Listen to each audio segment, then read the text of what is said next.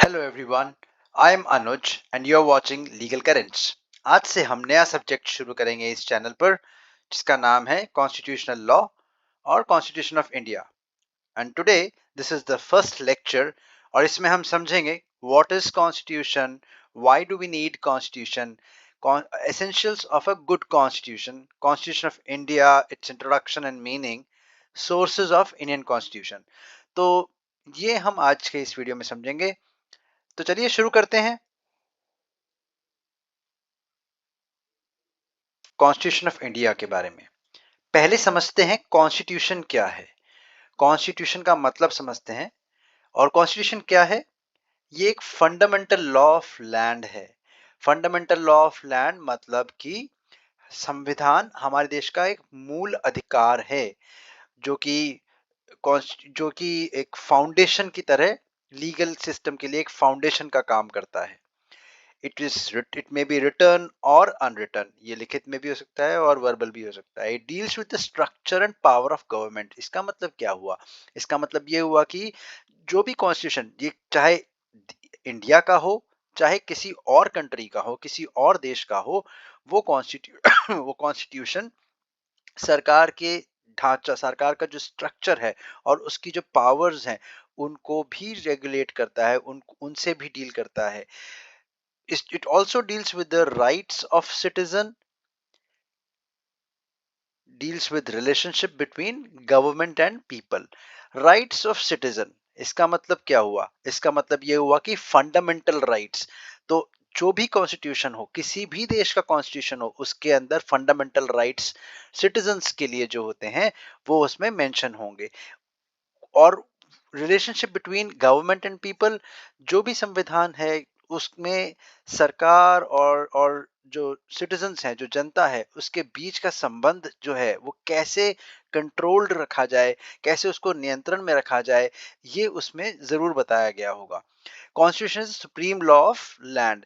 Supreme law of land, जैसे मैंने बताया कि फंडामेंटल लॉ है और सर्वोच्च लॉ है, सुप्रीम लॉ है किसी भी देश का, चाहे वो इंडिया हो चाहे वो कोई भी देश हो। और it holds the highest authority and must be adhered including this government and citizens. तो ये जो इसको सुप्रीम लॉ क्यों कहा गया है? इसको सुप्रीम लॉ इसलिए क्या कहा गया है क्योंकि कॉन्स्टिट्यूशन के पास वो सारी सबसे हाईएस्ट अथॉरिटी होती है। और जो हाईएस्ट अथॉरिटी होती है उसको, चाहे वहां की जनता हो, चाहे उस देश की जनता हो, चाहे उस देश की सरकार हो, हर किसी को उसको फॉलो करना पड़ता है। तो ये था कॉन्स्टिट्यूशन का मतलब, meaning of constitution. I hope ये अब तक क्लियर हो गया होगा। अब हमें ये भी जानना चाहिए कि हमें कॉन्स्टिट्यूशन की जरूरत क्यों है। Why do we need constitution? Constitution is required to protect the rights of individuals. मतलब कि जो भी एक एक नागरिक के जो जो अधिकार होते हैं उनको, उनकी रक्षा करने के लिए, उनकी रक्षा करने के लिए, उनको सेफगार्ड करने के लिए, शील्ड करने के लिए कॉन्स्टिट्यूशन की जरूरत होती है। For the establishment of the principle of rule of law. Rule of law का जो सिद्धांत है उसको स्टैब्लिश करने के लिए, टू सेव द स्टेट और कंट्री फ्रॉम एनार्की। यहाँ पे एक वर्ड है एनार्की। एनार्की का मतलब आपको सबको पता होना चाहिए, और नहीं भी पता तो मैं बता देता हूँ। जिस देश में जहाँ पे भी लॉलेसनेस होती है, डिसऑर्डर होता है, इलीगैलिटीज होती हैं, उसको एनार्की बोलते हैं। तो उस लॉलेसनेस को बचाने के लिए, उस देश की लॉलेसनेस को बचाने के लिए, उस डिसऑर्डर को बचाने के लिए, उस लीगल सिस्टम को बचाने के लिए कॉन्स्टिट्यूशन की जरूरत होती है। इसलिए भी कॉन्स्टिट्यूशन बनाया जाता है। To define the operation of sovereign power of state. To define the operation of sovereign power of state, इसका क्या मतलब हुआ? इसका मतलब यह है कि जो भी संविधान है वो समर्थ शक्ति का कार्य कैसे करेगा, कैसे होगा। जो भी जो भी सोवरेन पावर्स हैं, सोवरेन पावर्स मतलब जो गवर्नमेंट है वो सारे कामकाज कैसे करेगी उसको आउटलाइन किया गया है, उसका फ्रेमवर्क तैयार किया गया है इसमें। तो अगर आप देखेंगे आगे चल के तो मैं ये भी बताऊंगा कि कॉन्स्टिट्यूशन एक्चुअली एक फ्रेमवर्क होता है। तो ये हमें क्यों जरूरत पड़ी कॉन्स्टिट्यूशन की, क्या जरूरत है इसकी? तो अब शायद ये भी समझ में आ गया होगा कि हमारे को कॉन्स्टिट्यूशन क्या है, कॉन्स्टिट्यूशन की ज़रूरत क्यों है। अब जानते हैं कि कॉन्स्टिट्यूशन अगर कोई बनता है, तो उसके एसेंशियल्स क्या होने चाहिए। एक अच्छे कॉन्स्टिट्यूशन के, एक एक गुड कॉन्स्टिट्यूशन के क्या-क्या एसेंशियल्स होने चाहिए। तो पहला एसेंशियल है कि क्लैरिटी होनी चाहिए। और जब मैं क्लैरिटी की बात करूँ, तो इसका मतलब ये है कि उसमें हर क्लॉज़, जो भी क्लॉजेस मेंशन्ड हैं उस कॉन्स्टिट्यूशन में, वो बहुत क्लियर और बहुत सरल भाषा में, सिंपल लैंग्वेज में होने चाहिए, जिससे कोई एम्बिग्यूटी या कोई भी रूम कंफ्यूजन का ना रहे। दूसरा, ब्रेविटी। ब्रेविटी का मतलब कि वो बहुत कंसाइज होना चाहिए, बहुत क्रिस्प होना चाहिए, एक particular, focusing on a particular essential matters. मतलब कोई अननेसेसरी अननेसेसरी चीजें नहीं होनी चाहिए उसमें। जो काम की बात है, जितना रिक्वायर्ड है उतना होना चाहिए, वो है कि मतलब कि वो कंसाइज होना चाहिए। Comprehensiveness is the third essential, which means that it should be uniformly applied throughout the country. मतलब कि वो चाहे देश का कोई सा भी हिस्सा हो, कोई सा भी राज्य हो, सारे राज्यों पे, पूरे देश पे वो यूनिफॉर्मली अप्लाई होगा वो कॉन्स्टिट्यूशन। और उसके बाद उसमें फ्लेक्सिबिलिटी भी होनी चाहिए। अगर कोई कॉन्स्टिट्यूशन मान लीजिए कि रिजिड है, कि आप उसको जरा सा भी ट्वीक नहीं कर सकते, जरा सा भी उसमें अमेंडमेंट नहीं कर सकते, तो आप अपने फ्यूचर जनरेशन्स के लिए बहुत बड़ी समस्या कर देंगे। क्योंकि फ्यूचर जैसे जैसे जमाना बदलेगा, चीजें बदलेंगी, सिनेरियोज बदलेंगे, आपको कॉन्स्टिट्यूशन में बदलाव लाने पड़ेंगे। आपने देखा होगा इंडियन कॉन्स्टिट्यूशन में बहुत सारे अमेंडमेंट्स हुए हैं, और इसीलिए कॉन्स्टिट्यूशन का फ्लेक्सिबल होना बहुत जरूरी है। Declaration of rights, fundamental rights जो होते हैं, लोगों के फंडामेंटल राइट्स, सिटीजन्स के फंडामेंटल राइट्स, उनका जिक्र, उनका मेंशन किया जाना बहुत जरूरी है किसी भी अच्छे कॉन्स्टिट्यूशन के लिए।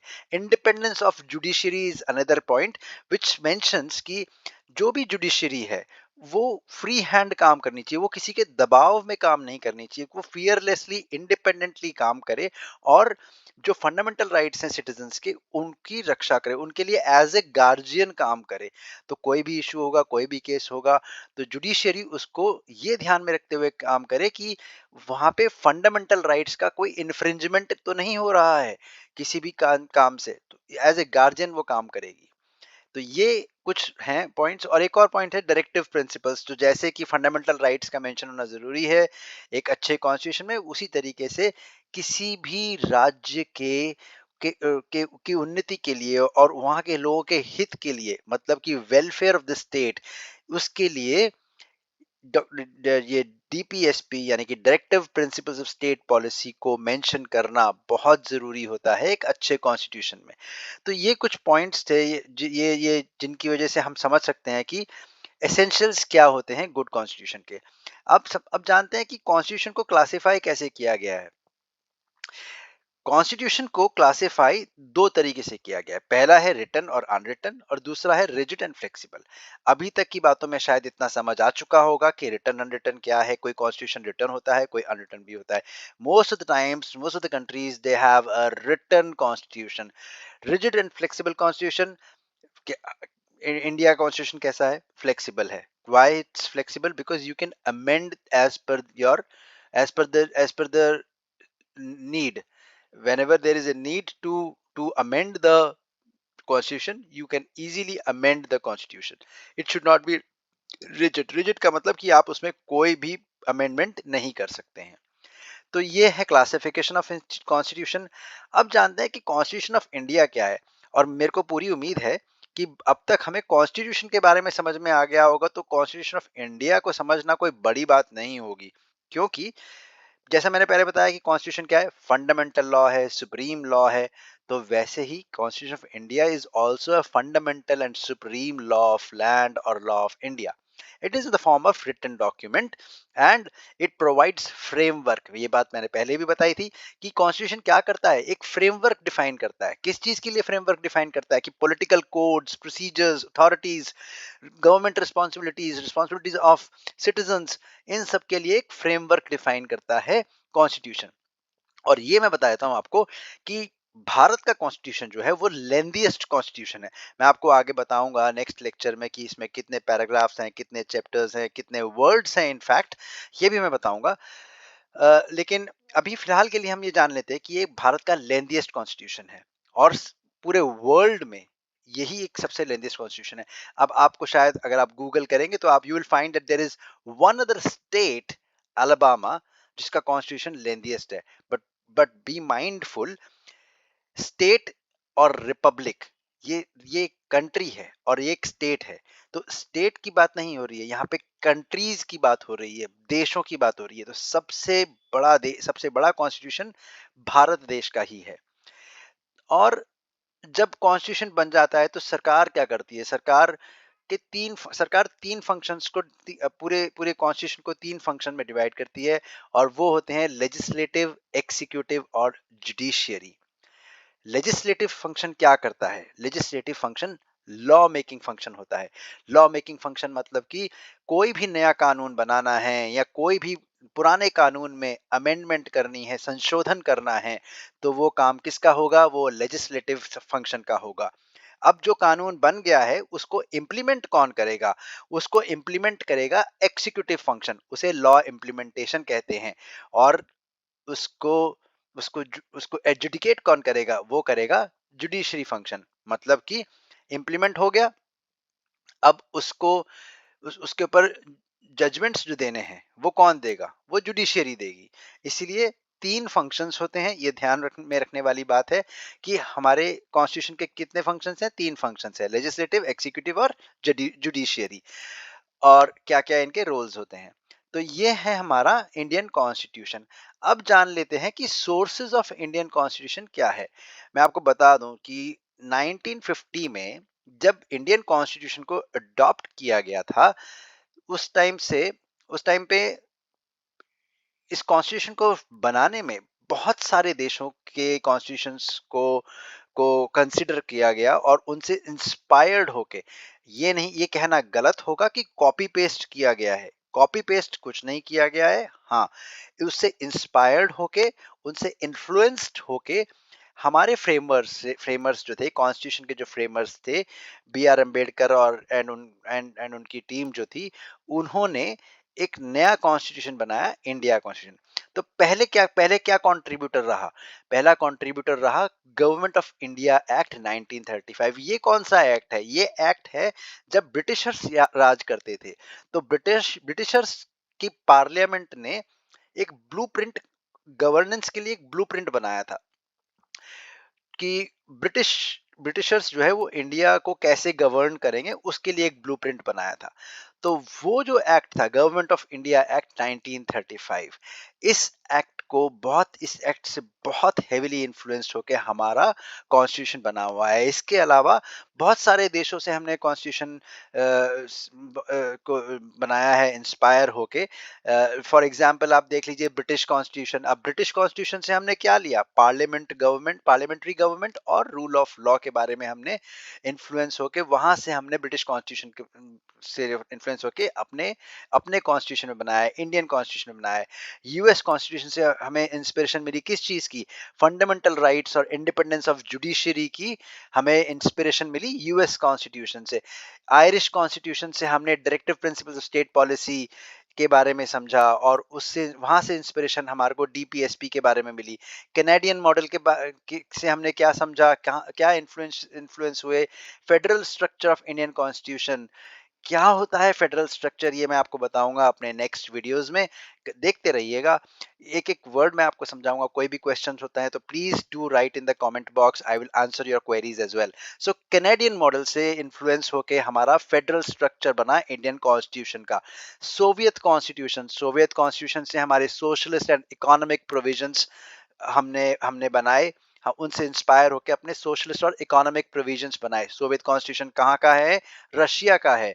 उसके बाद हम देखते हैं फ्रेंच रेवोल्यूशन। फ्रेंच रेवोल्यूशन से अगर आपने प्रियम्बल पढ़ा हो, अगर आपको प्रियम्बल याद हो, तो प्रियम्बल में कुछ वर्ड्स आते हैं जैसे कि लिबर्टी, इक्वालिटी, फ्रेटर्निटी। ये सारे वर्ड्स हमने कहाँ से लिए? ये कहाँ से इंस्पिरेशन आई इन वर्ड्स की? इन सब वर्ड्स की इंस्पिरेशन आई फ्रेंच रेवोल्यूशन से। और ये रिफ्लेक्ट होते हैं कहाँ पे? इंडियन कॉन्स्टिट्यूशन के प्रियम्बल में। नेक्स्ट वीडियो पे आपको समझाऊंगा प्रियम्बल के बारे में भी।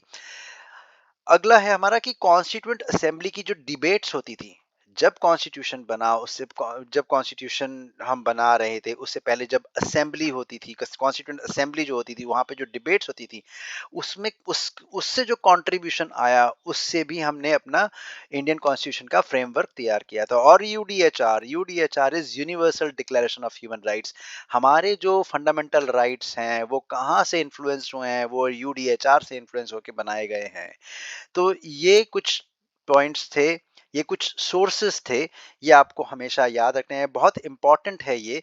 किसी भी लॉ एग्जाम के ये फर्स्ट सेमेस्टर में, एलएलबी फर्स्ट सेमेस्टर में समझाए जाते हैं ये, तो ये बहुत ये याद। तो दोस्तों ये था आज का वीडियो जिसमें हमने समझा कि कॉन्स्टिट्यूशन क्या है, क्यों हमें कॉन्स्टिट्यूशन की ज़रूरत पड़ती है, क्या इसके सोर्सेज हैं, इंडियन कॉन्स्टिट्यूशन के बारे में हमने जाना। आशा करता हूँ आपको ये वीडियो पसंद आया होगा। तो अगर पसंद आया है तो प्लीज़ इस वीडियो को, इस चैनल को लाइक, सब्सक्राइब, कमेंट और शेयर करें। आपके पास कोई भी क्वेश्चंस हैं, कोई भी क्वेरीज़ हैं, आप प्लीज़ कमेंट बॉक्स में क्वेश्चन डाल सकते हैं। I will reply to your questions. और अगर आपको नोट्स चाहिए इसके, तो आप डिस्क्रिप्शन बॉक्स में दिए गए कॉन्टैक्ट डिटेल्स और ईमेल एड्रेस legalcurrents@gmail.com पे मुझे कॉन्टैक्ट कर सकते हैं। Thank you for your time. Have a great day. Bye and take care.